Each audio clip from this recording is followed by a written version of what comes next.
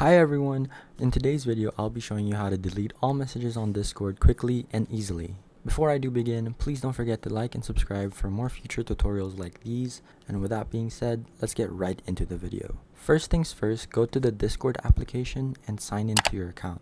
Then go to the desired server you plan on deleting messages on.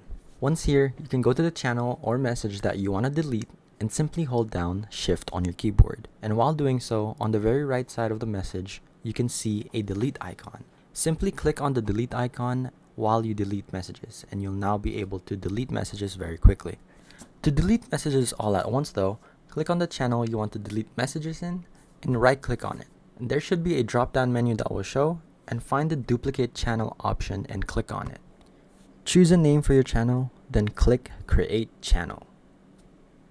On the previous channel, right click on it, click delete the channel, and confirm the deletion. And that's it. I hope this video helped, and thanks for watching.